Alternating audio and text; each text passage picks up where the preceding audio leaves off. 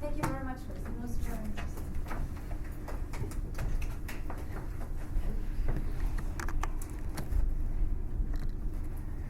I found that really particularly interesting because I come from a completely different environment, really.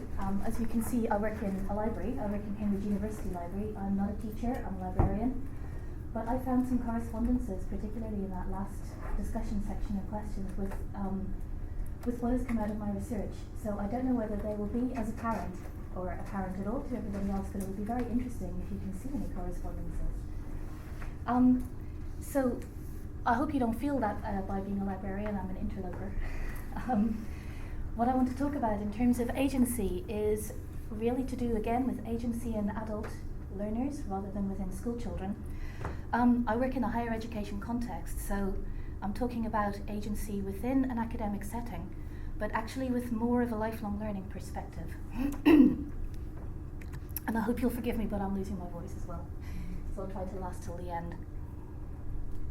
The research that I undertook, it happened last year. It was part of something called the Arcadia program, which was a 3-year kind of umbrella program being run between Wolfson College and Cambridge University Library. And this is for practitioners, not just in the library world, within the information environment generally, to come and take a very short, maybe 1-term fellowship to come and investigate something which mapped onto the idea of the role of the research library in a digital age, what it should be doing, particularly with, from the point of view of what we should be doing for the undergraduate student. I worked with Dr. Jane Secker of LSE, and our time period was a grandiose 10 weeks. Within that 10 weeks, we were given the project remit, which was to develop a curriculum for information literacy in the digital age. Now, this needs to be unpacked a little bit because a lot of the terminology within this remit is itself open to question. The person who designed this remit was not a librarian. He's actually the professor of the public understanding of technology at the Open University, and he was acting as the project's academic advisor. So he picked up on this term information literacy as quite often seen as something that it belongs to or is in the ownership of academic libraries. And he said, I want to find out more about this. You say it's important, okay, prove it and design a curriculum for it. And we discovered during discussions with the academic advisor that his concept of information literacy was really very different from the concept that I had and my project partner Jane had. So he was coming from it much more from an ICT practical skills point of view. From our point of view, we were looking much more broadly at a kind of conceptual level rather than at some kind of skills curriculum. So we started by pulling together some definitions of information literacy. This is from a national information literacy project that's going on in Wales at the moment. This is from their project report, an interim report that was issued last year. And they say that information literacy is about empowerment, okay? It is not just about having access to information. So it's not about being granted stuff. It's not about being given something. What it's about is the action that you take in relation to information. So what you do with it, or to it, or through it. And here's a library definition. This is from the, Association of College and Research Libraries in America. And I really love what this says, because again, this is about what they taught me in school as doing verbs. This is about people doing things, not having things done to them. So this is about learners actually taking control over their learning through this concept of a judicious use of information, being able to get at it, but then exercise a kind of transformative practice with information in a particular context to take control of their learning to become self-directed. And lastly, I hadn't known this before my research project, but even UNESCO gets in on the act, and UNESCO defines information literacy. And again, UNESCO talks about empowerment. So again, this is not just about getting to information. This is about the transformative practice that you undertake with information. So it is about making your voice heard, about making a difference. UNESCO actually defines information literacy as a basic human right, which I also thought was extremely interesting. Sorry. So, 2 project researchers seconded from their jobs, 10 weeks in which to come up with something that acts as a practical scaffolding for learners at undergraduate level, and something that doesn't tell people what they should be doing or mandate where they should be looking, but something that assists with independent development of a learning framework so that people can take control of and responsibility for their learning. So, okay, where do you start? This is a brain dump that we did on the very first day of our 10 weeks, so we didn't hang about. And what I like about this, the first thing I like about it is that we sat there and wrote, what is it we're doing exactly here? And then we started to kind of brain dump aspects of interest, concepts, ideas, and some quite practical stuff. This is a mishmash of everything that we thought was appropriate to our project, given the time period, given the remit, given what we had to try to do. So what impressed me about this was everything here continued to feed into the project. Nothing fell by the wayside. So it went on, it was developed, more aspects were added, but basically this acted as a blueprint for what we unpacked around information literacy and also how we set up the project and ran the research. So some of the aspects that we wrote down, you'll see the word digital coming up and defining the concept of literacy, which obviously we're using in a different way from Louise, but a related way. Digital coming up quite a lot. I'll talk more about that later. This bit was my particular area of interest, really, is the division or the chasm or the divorce between the idea of information skills or study skills and proper academic learning, what you do in an academic classroom. And personally, I don't feel that there is any distinction. You need to have not just access again, but a judicious ability, an informed ability to use information in a particular context in order to function, to succeed in the academic world. And yet, organizationally, there is a huge gap in all of the higher education institutions I've come across between what happens in academic learning and what comes under the concept of information skills. Over here in this corner was the very beginning of one of the two research methods that we used. So we did do desk research, or historical research, as I believe it's called. So we did a very, very broad literature review to set the theoretical context of our work. But we also then carried out a Delphi study, an expert consultation, because we thought there is no way that two people can map out what the needs of information literacy is, what people need in terms of information literacy. Let's collect as much opinion as we can. We defined our project aims in this way, so let's understand who these people are that we're writing the curriculum for. Let's understand what the existing provision is like, and then let's try to develop something that perhaps meets in the middle. Oop.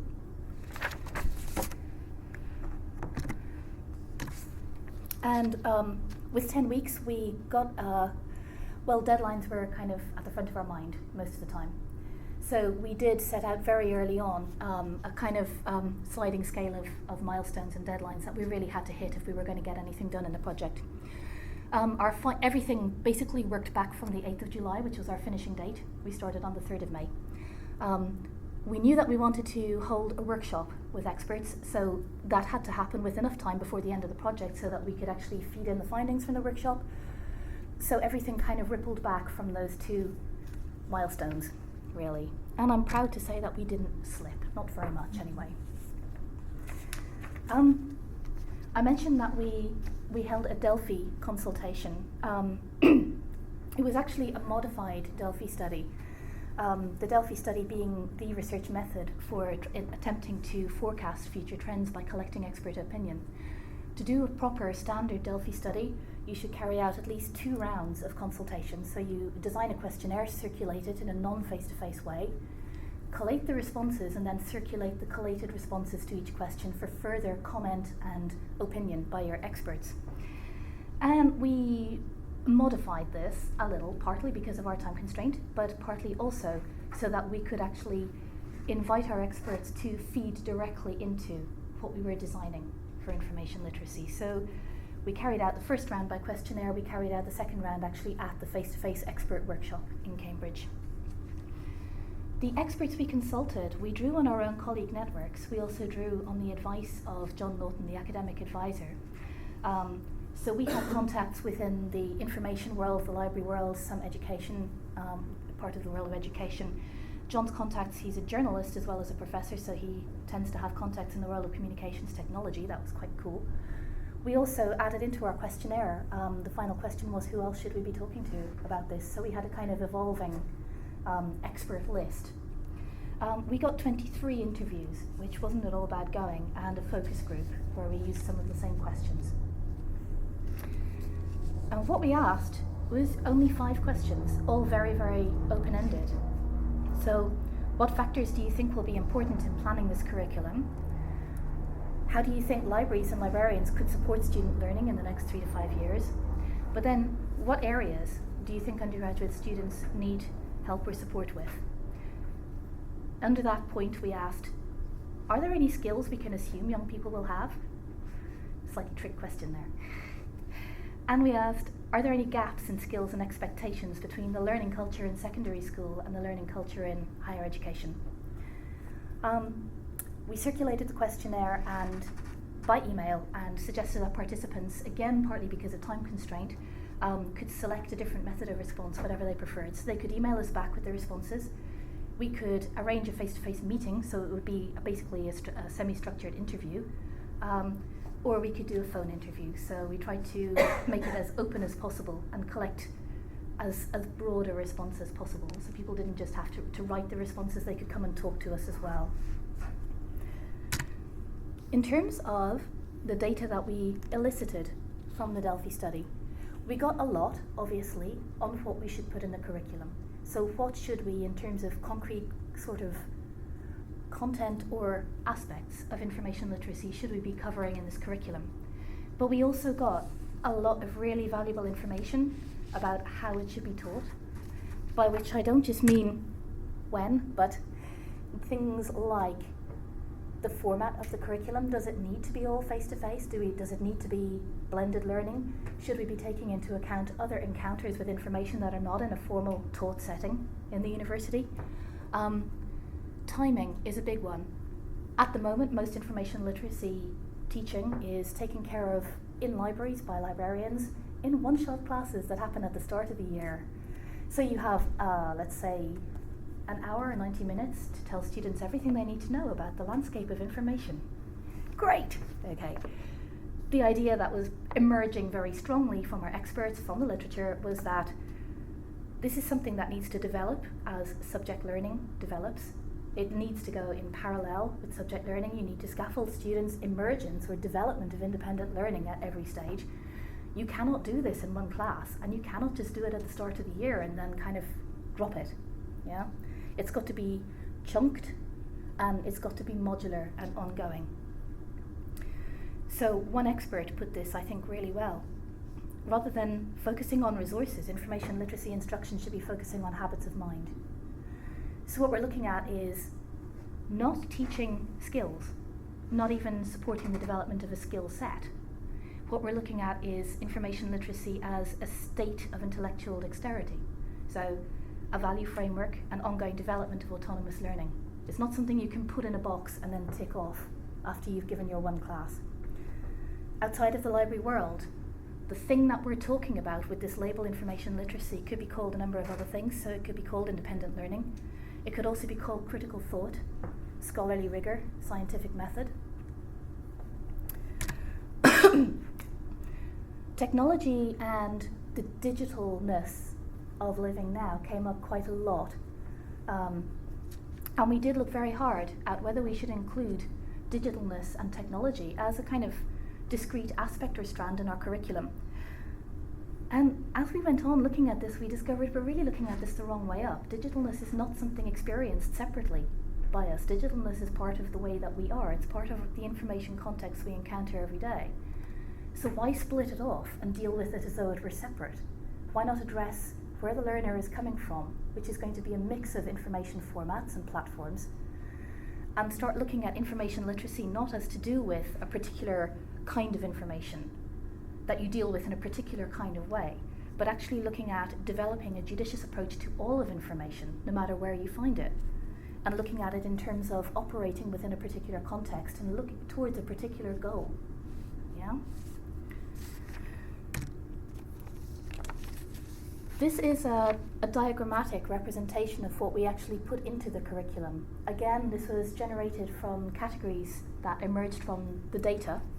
And handily enough, 10 categories for what should go into the curriculum emerged out of the data. So that was kind of a nice round number. The actual curriculum itself, I haven't reproduced because it's about 15 pages. It is quite possible that I'm using the word curriculum incorrectly because it's a very flexible thing. It is not a set of classes that you give at certain times of year. It is a mix of ingredients from this whole landscape of the dealing with information, the information encounter. And what we've said is that it's up to practitioners to take aspects from the different strands and mix them together in a way that supports their individual learners' needs at different times. So it's quite an open thing. It's not kind of procedurally arranged. But what we have tried to say is that there are 10 aspects within the undergraduate context of dealing with information, and they all need to be covered somewhere within the study career by someone, not necessarily the library. So mapping the information landscape and discovering resources in your discipline might map onto what the library does, but academic literacies, the practice of essayist engagement, presenting and communicating, synthesis and knowledge creation, these are not seen as traditional information practices, they're seen as mainstream academic practices. But we think this all wraps up together into the business of dealing with information within this context. So why the need for this curriculum anyway? Why aren't we doing this already? A lot of the higher level intellectual material covered on that previous slide, such as evaluation, critical thought, synthesis, knowledge creation, is seen as being covered within mainstream academic teaching within the classroom. And yet it is not necessarily articulated. It is enacted to students, but it's not described, it's not articulated. So students are put in a position where they're in a new learning context and they're having to pick up signals of how to behave and how to practice the business of being a student. It's not really articulated anywhere. In addition, there is a very, very big emphasis on using classroom time for subject learning. What this means is that within higher education there can be, well, there are pockets of excellent practice, but this chasm that I talked about earlier between practices around supporting information development or information skills versus academic skills can lead to a very remedial view of the information skills side of things. This can lead to a kind of deficit approach where it is up to the learner to bridge the skills gap. There's an expectation that they should bring a certain level of competence or ability with them already to university. This is not really the healthiest way to look at information literacy or the development of critical thought, or to fill the gap that this lecturer has told us about in the expert consultation report, which is the development of critical and holistic thinking. Okay? So we have a difficulty with the perception of information literacy, which means that we ourselves are not being supported to help students develop it. Yeah? To go back to something I said earlier, the difficulty seems to be that information literacy is seen as a thing you can put into a conceptual box, whereas actually what it is the intellectual operation and the learning framework that underlies generating conceptual boxes. So this is the choice of how you choose to look at the world and how you choose to interact with your world and engage with it. It is a strategy for dealing with the complexity that we face. I'll skip over this quite briefly. This is the way that we defined information literacy, Jane and I, after doing the new curriculum project. And just to say that we have tried to say that it is absolutely intertwined with information. It cannot be separated from the educational framework. It's a fundamental element of learning. Despite the fact that we had only 10 weeks, we did manage to produce some after the project, quite a range of outputs. So we produced the curriculum, we produced the expert consultation report, which has got a lot more of the feedback from our experts in it under those coding categories and more about the research method itself, the theoretical background, the diagram, the definition, There was also a follow-on project looking at implementing this curriculum in various higher education institutions. That produced a resource wiki. It also produced a whole bunch more interesting stuff about the concept of people's role identity and who administers what part of this curriculum, whose business it is to be involved with this. We came up with some various tools, and we also have a book coming out, and you can find everything apart from the book at newcurriculum.wordpress.com. Thank you very much.